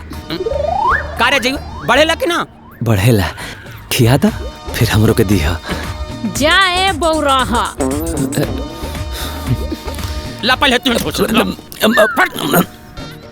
कहाँ मुखाएम? का भौजी साफा जनरेटर पैदा कर ले बड़ू का? आ कारे जइवा डीजल पी के पैदा कर ले रहे का? जो भी मैं कह रहा हूँ आप उसको दोहराइए। मैं अंजलि देवी सभी देवी देवताओं को साक्षी मानकर अपने पुत्र का दान करती हूँ।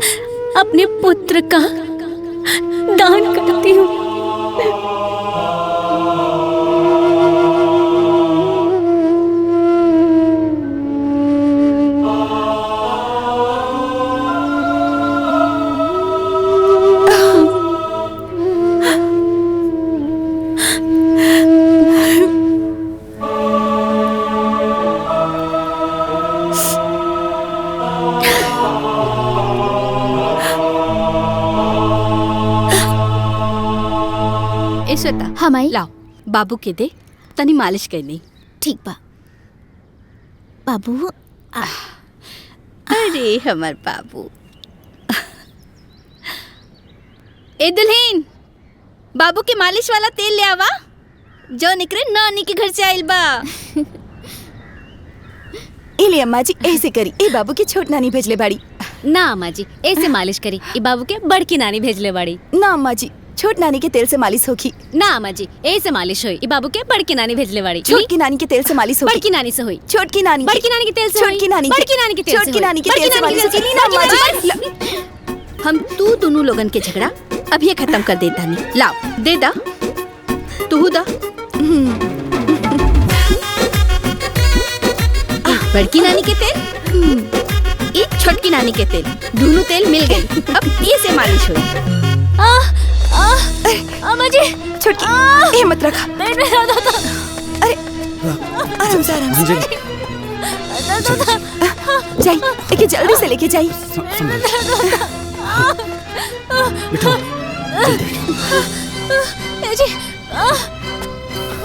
ये आदित्य डॉक्टर साहब से बोल दिए 2 दिन से पेट में दर्द होता। आज बहुत ज्यादा बढ़ गई बा। हाँ माई बता दे। मम्मी छोटी माँ के का भइल बा? छोटकी मम्मी के पेट में दर्द होता, डॉक्टर के पास जात बड़ी दिखावे, ठीक हो जाई। हमू जाए के बा, हमू जाए। ना ना बेटा अभी आ जाइए। तू यही जरूर का। हम लोग के लिए चला ना। बेटा रोए के ना बा, वो आ जाइए।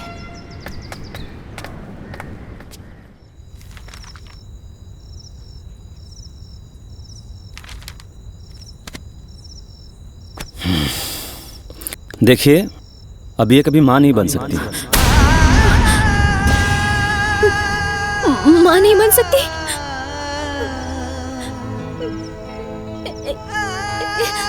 ए जी क्या हुआ डॉक्टर साहब, ऐसा काहे कह रहे हैं? दरअसल इनके पेट में 2 महीने का बच्चा था जो अब मर चुका है,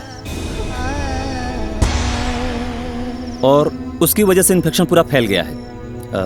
बच्चेदानी निकालनी पड़ेगी, साथ ही बायोप्सी के लिए सैंपल मुंबई भेजना पड़ेगा। भगवान ना करे लेकिन कैंसर की जांच करानी जरूरी है, वरना कुछ भी हो सकता है। ना जी, हम बच्चेदानी ना निकलवाए।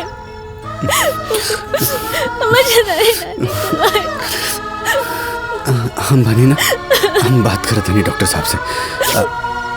डॉक्टर साहब और कोई उपाय हो सकता है का? और कोई उपाय नहीं है, ये मामला इतना बिगड़ गया है कि ऑपरेशन करना ही पड़ेगा। लेकिन डॉक्टर साहब हमके दर्द तो नहीं क्या होगा अभी? दर्द नहीं हो रहा है आपको सिर्फ दवाओं और इंजेक्शन की वजह से।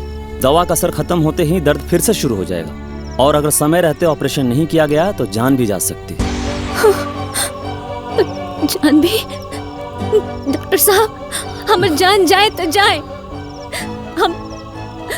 हम ऑपरेशन ना कराए,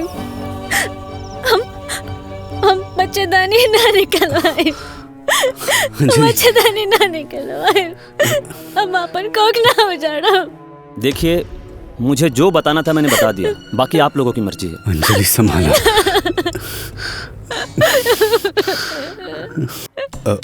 नहीं डॉक्टर साहब, आप इनकी बात मत सुनिए, आप ऑपरेशन की तैयारी करिए। ठीक है नर्स। यस सर। ऑपरेशन के लिए ओटी रेडी करवाओ। ओके सर।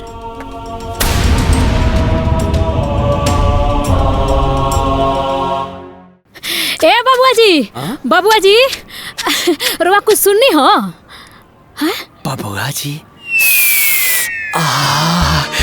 कहा कहानी भाजी, फिर से कहानी। बबुआ जी, अरे हम तो बबुआ जी का। बस भाजी बस, प्राण लेबो का। आज ही सूरत पश्चिम से कैसे उग गई? इतना खुश बाड़ू, कुछ बात बका? अरे रुआ कुछ मालूम बा? अरे आदित्य के दूसर की मोगी के कबो बाल बच्चा ना होखी। कहाँ है? अरे हाँ दीदी, ई बतिया हमू सुनने बिया, सच बा का? अरे हो 100% सच बा। अरे भाजी बहुत बढ़िया समाचार सुनल, अब मजा आ गई। चली रही दुलरी बहन बने, अपना कोख उजाड़ के दूसरा के कोख आबाद करत रही। अब क्या करी? अरे करिए का, आपन लइका ली है। हाँ। अब महाभारत हुई, चली रही बड़ी बहन बने की सौतन। ये भौजी खुशहाल घर में आग लग गई। अच्छा हम चला तानी। अरे कुछ देर और रुक जा। अरे ना जी, जौन आग लगल बानू ओय में जा तानी 5 किलो घी डाले। जा जा, पुण्य काम में देरी का। जा जा तानी। हमरा खातिर बहुत बड़ समाचार बा। अरे भौजी रच के देर और रुक जाई तू तो। ए दुल्हन। अम्मा जी। अरे दीदी ये का हो गल जी? अरे जैसे हम सुननी हो, बाप रे हमरा तो घबराहटे होखे लगल हो। भागल आओ तनी पूछे खाती कैसे का हो गईले दुल्हन के। हाँ आओ तानी। तू बैठा, हम जरा बाहर से आवत तानी।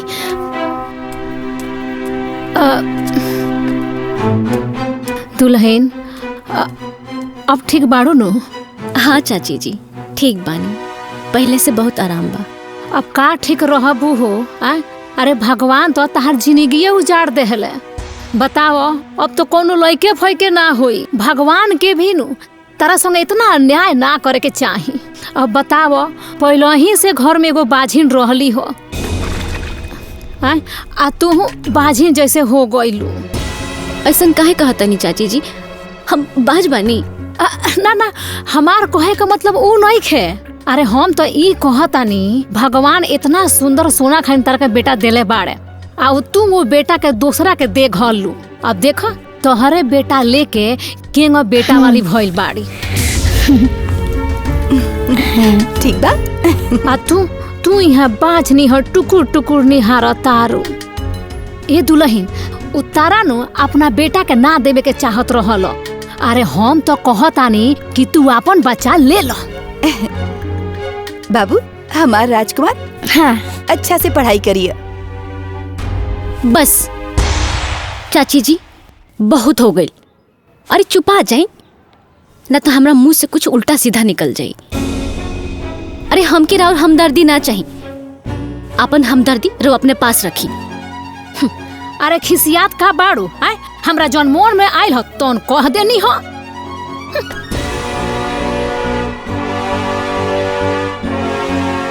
एक खटिया के चादर दू खटिया ना कहनी तो हमरो नाम माया ना।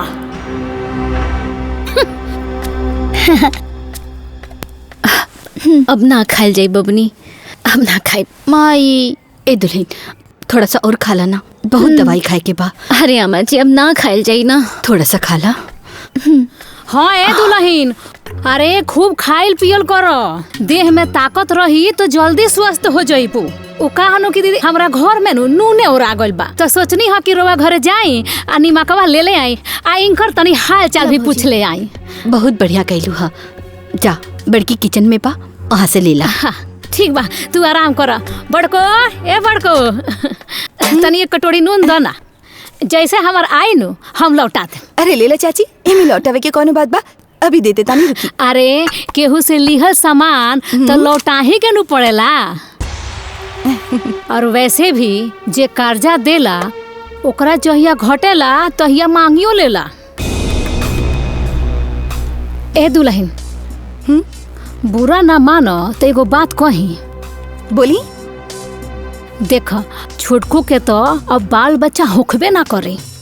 भगवान ना करस काल के अपन बेटा मांग ली है तो हार गोद तो फिर से सुन हो जाई।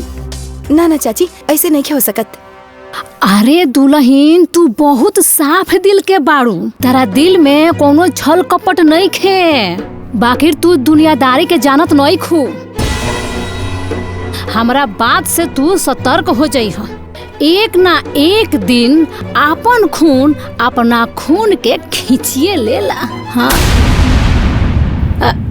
अच्छा द हम चलता नहीं।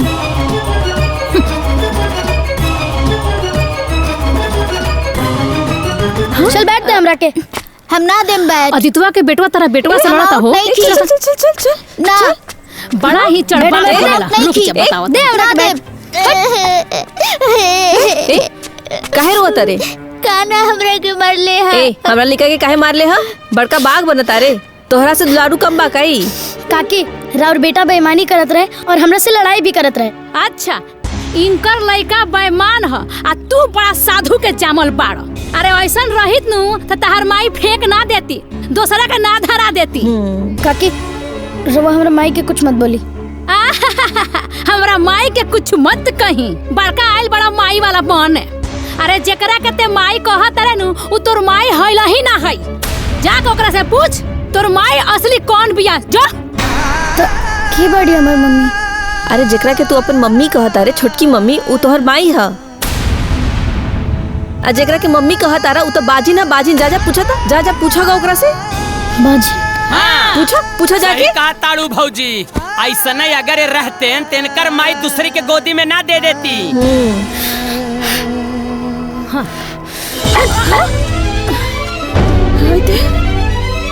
अरे का भइल? अरे हमर लाल का भइल?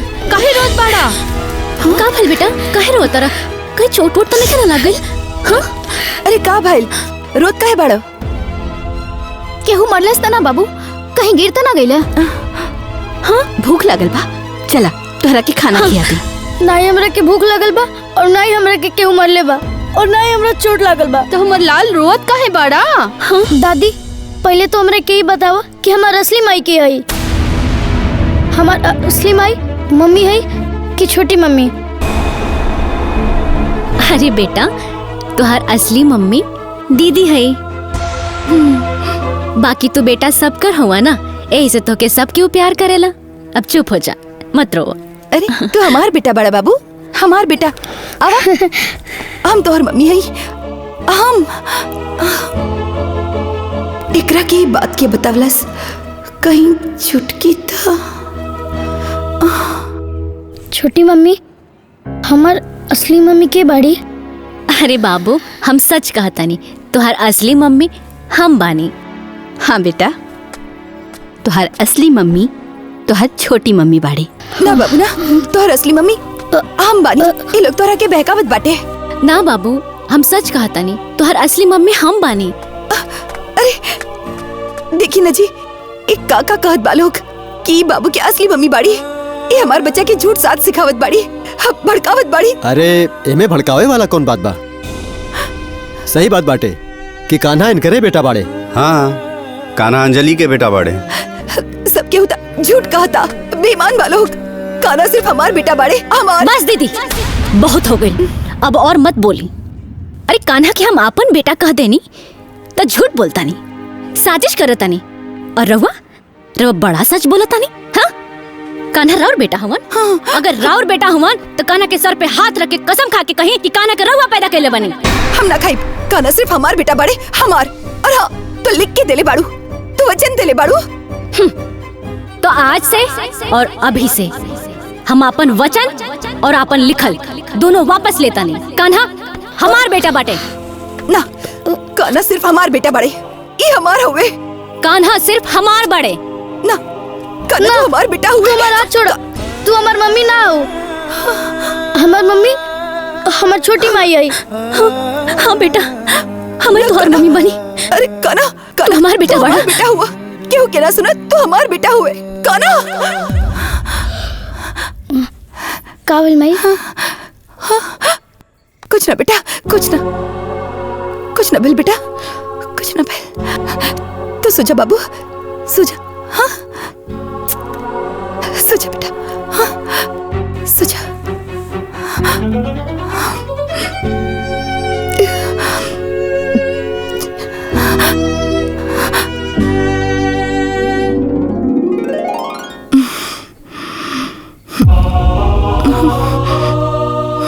कान्हा कान्हा कान्हा कान्हा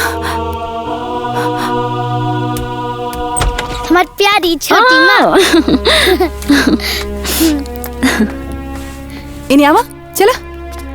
तोरा के स्कूल जाए में देरी होता ना, हम तोरा के तैयार कर देत बानी। हाँ बड़ी माँ, लेकिन छोटी माँ तो तैयार करते बाड़ी ना हमरा के। हाँ दीदी हम तैयार कर देता नहीं। तू तो चुपे रह छुटकी, तोरा के पता बानू कि तू बीमार बाड़ू। बच्चा के पास ना रह के चाहिए। अरे कुछ हो हवा गई था। दीदी दुल्हन इका बोला तारो, कौन बीमारी भइल बा छुटकी के? जितना फिकर तोहरा के बाना लइका के, उतने फिकर ओकरो बा। कुछ भी हो जाए बच्चा से दूर रहिए तो ठीक रही। चले बाबू तैयार होके के बाना, चले चल अंदर चला जल्दी। चल चल चल चल।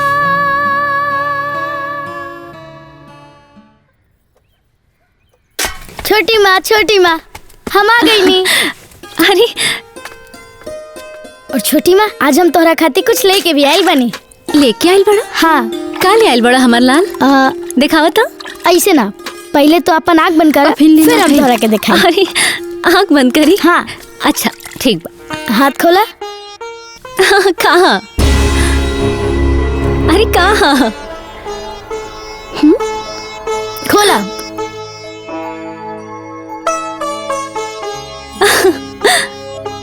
चॉकलेट? हाँ। बाबू तू हमके कितना मानेला, कितना मानेला। कितना मानेला बाबू।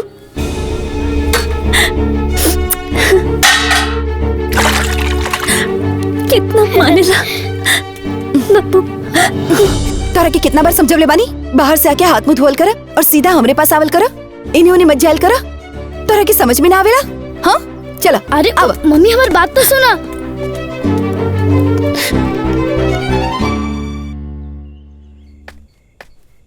हमरो के भूख लागल बा, हमरो के खियावा ना। खियाई? अब बाबू ई झूठ बाटे। अरे तो का हो गई, हमरा खाए के बा, तू हमरा के खियावा। अरे तू दूसर जाके खा ला। जा, मम्मी तो के खाना खिया दी है, जा उनके हाथ से खा ला। ना, हम तोहरे में खाई और तोहरे हाथ से खाई। अरे बाबू तू हमार बात माना ना, ई झूठा बाटे, हम कैसे खियाई तो के? हम जान गनी कि तू हमरा से ना प्यार करेलू, यही से तू हमरा के नहीं खियावत ना। ना बाबू, ना हमार लाल, तो से बहुत प्यार करीले, ऐसे मत कह। हम अब लाल से प्यार ना करब तो क्या करे से करब? हम तो से बहुत प्यार करीले। तो खियावा ना। हाँ बेटा, हम खियाए। अब बेटा।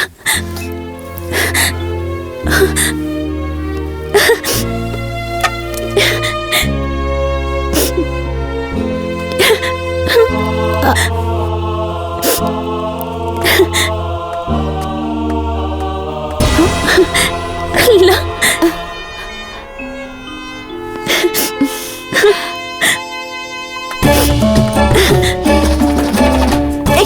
सुनो, तोरा के कितना बार समझवले बानी, केहू के झूठ नहीं के खाए के ना, तोरा के दूसर खाना ना मिलेला।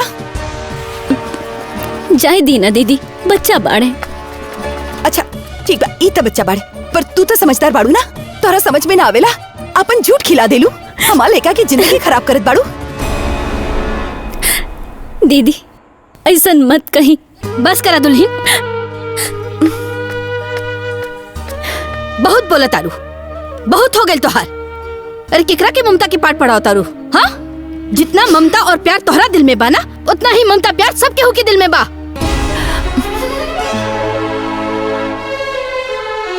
कान्हा ई घर के इकलौता चिराग है। केकरा के ममता सिखाओ तारू? ओकरा के जो अपन कोक सुना करके तोहरा के माई बने के हक देला, ओकरा के बड़ी आइल बारू माई बने वाली। एगो माई के लड़का के प्यार खातिर तरसावा तारू। हाँ कांचा, माई एकदम सही कहता नहीं। तोहरा अंजलि के त्याग के ना भूले के चाहिए, तहरा ना भूले के चाहिए कि अंजलि सिर्फ तहरा खुशी के खातिर अपन कोक बांट देली। त्याग त्याग त्याग, सुन सुन के हमार कान दुखा गइल बा। अगर ये त्याग कैले बाड़ी तो हमहू त्याग कैले बानी, और ये अगर अपन कोक दान देले बाड़ी तो उससे पहले हमहू अपन सुहाग के दान देले बानी। और हाँ, केहू के कौनो एहसान नहीं खे। गाना पे सिर्फ हमारा अधिकार बाटे, हमारा अधिकार बा। हाँ दीदी, कान्हा राउर बाड़े और राउए ही रही हैं, लेकिन लाड प्यार तो सब केहू कर सकेला ना। ना, बिल्कुल ना, काहे कि तोहार नियत ठीक नहीं खे। तू हमार बेटा के लाड प्यार तका, तू हमार बेटा के पास आवे लायक भी नहीं खू। चल बेटा, चल अंदर चल। बहू, बात तो सुना।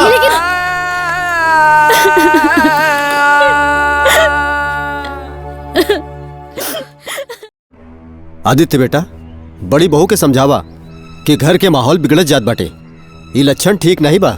एक खातिर हम दूसर ब्याह करे के रेडी ना रहली। दीदी, मम्मी रुको, मेरी बात सुनी दीदी। दीदी रुकी ना दीदी। कहाँ जात बाड़ू? हम अपन बच्चा के लेके तू लोग से दूर अपन मई के जात बानी। हमनी से दूर मतलब?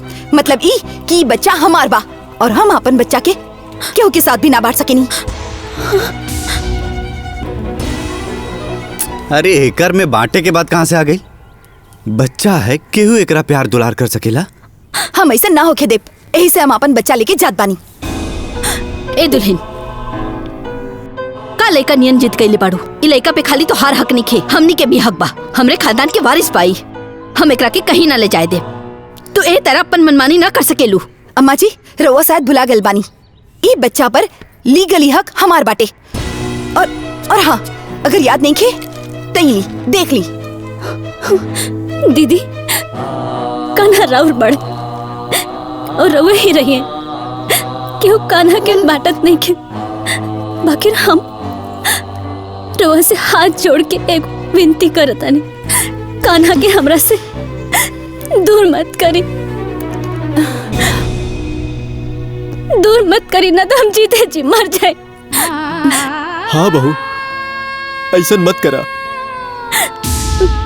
कान्हा के हम लोगों से अलग मत करा, परिवार के खुशी में आग मत लगावा।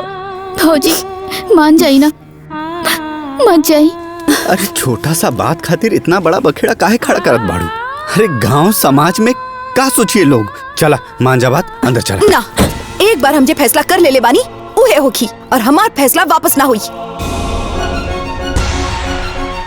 चलो ना, हम अपने छोटी माँ के साथ रहो, हम तोरे साथे ना जाए। छोटी माँ हमरा के मत जाए दी ना। हाँ बाबू मत जाए दे हमरा के। हम ना जाए दे तारा के, हम ना जाए दे।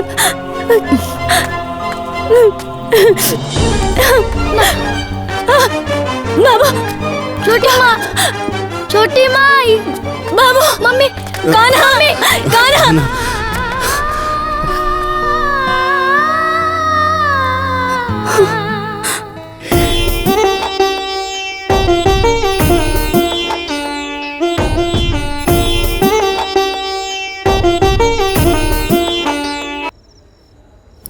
कान्हा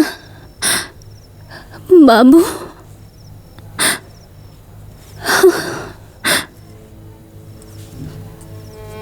हमार लाल कहाँ पड़ा? कान्हा क्या हुआ डॉक्टर साहब, सब ठीक तो है ना? कुछ भी ठीक नहीं है। इस रिपोर्ट के हिसाब से कैंसर इनके पूरी बॉडी में फैल चुका है, अब कुछ नहीं हो सकता। बेहतर होगा कि आप लोग इनको घर लेकर के जाएं और इनकी सेवा करें।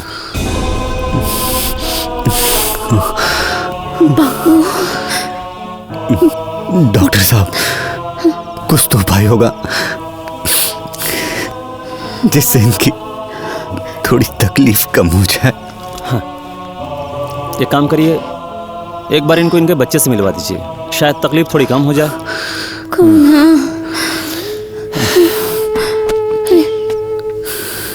बाबू देखिए, इनके पास वक्त बहुत कम है।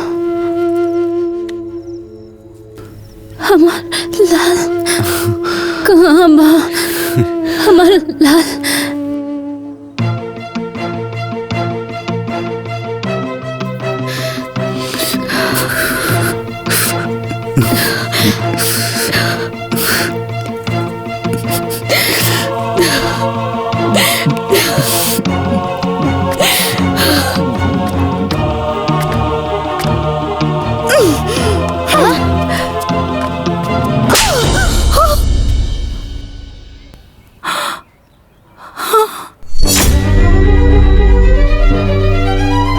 जाना माई तारा के माई बने के सौभाग्य देलस। आज हुए माई के अपन संतान के ममता पावे खातिर तड़पावा ताड़ू करे जाना खा पाता। अपना स्वार्थ में तू अंधी हो गई बाड़ू। सब खेल धरल भुला गिलू जे अपन को के उजाड़ के तोहरा गोद आबाद कर देलस। अपन हर खुशी तारा के दे देलस। आज ओकरे जीवन में वो कतरा कतरा के खुशी खातिर मोहताज बाड़ी, सिर्फ तारा वजह से। जीवन भर तारा के बड़ बहन के प्यार देलस। अपन संतान तारा गोद में दे देलस, तारा के नया जीवन देलस। और आज खुद आखिरी सांस लेत पानी। अपन बच्चा के आखिरी बार देखे खातिर तड़पत बाड़ी।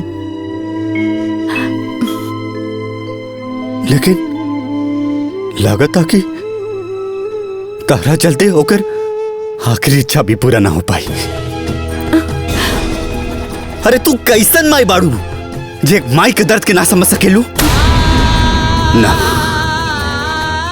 ना, तू माई कहाई के लायक ही नहीं खू। अरे तू एक बेटा के तड़प ना समझ सकेलू? कैसन माई बाड़ी तू?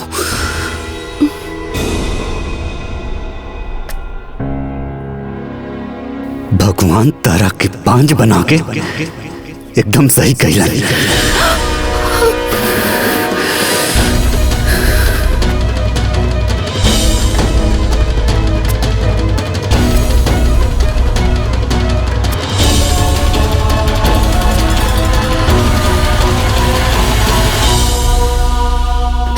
कान्हा,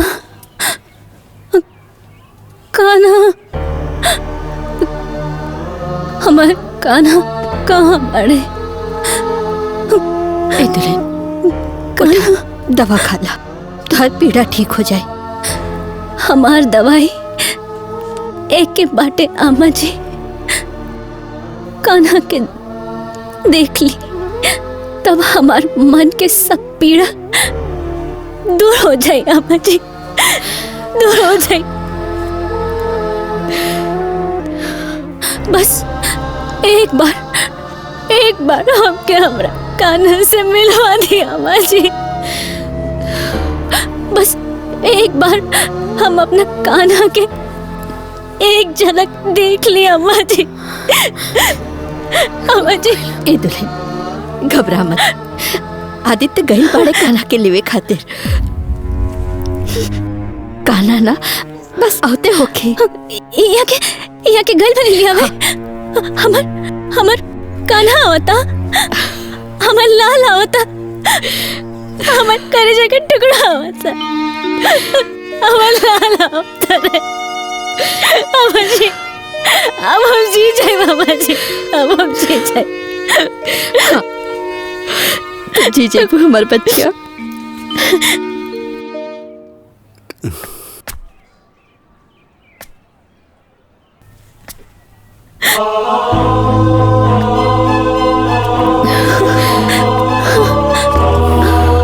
रवा आ गई नी, अकेले आई बनी। कान्हा कहाँ बड़े? कान्हा कहाँ बड़े? उनका कहना ले नी। हाँ कहाँ बड़े कान्हा? कान्हा कहाँ बड़े? बताए ना उन्हें आइले। हाँ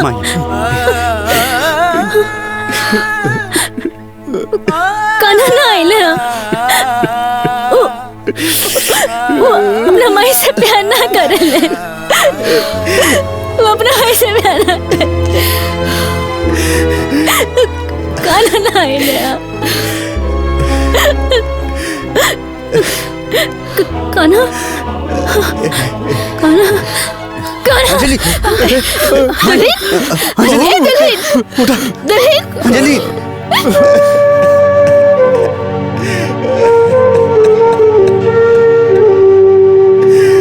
छोट बाटे बाबा तो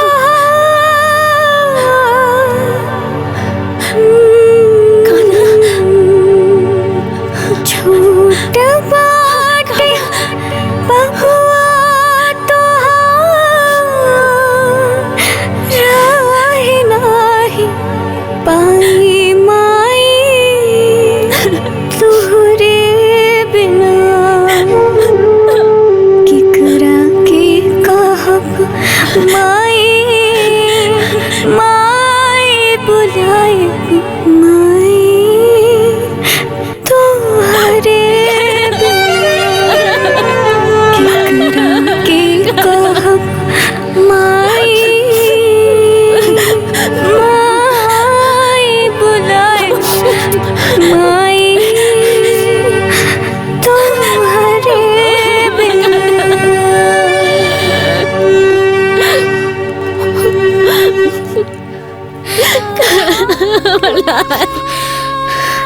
बाबू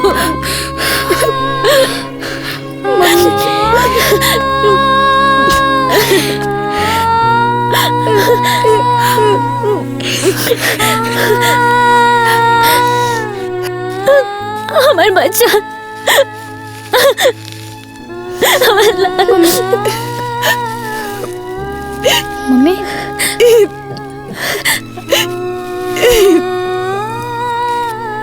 हमके माफ कर दे छुटकी, हमके माफ कर दे। हमसे बहुत बड़ भूल हो गए रहे।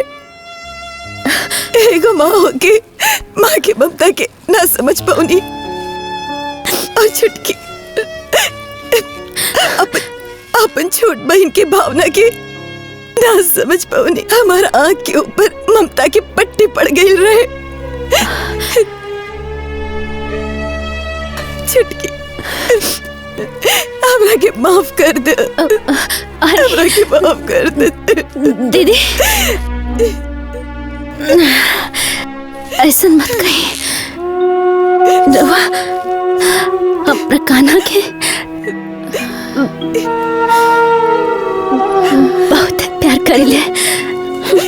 हमार कन्हैया रवा साथे बहुत खुश रही है।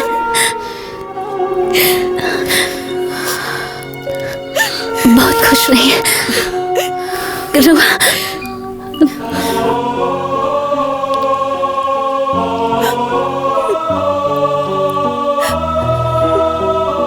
रहुआ कान्हा के ऊपर हमेशा अपन आशीर्वाद बनाले रखम।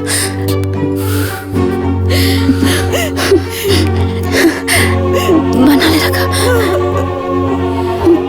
बनाले रखम।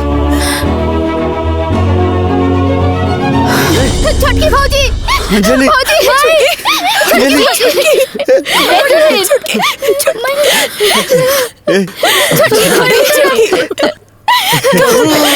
क्या हो गई?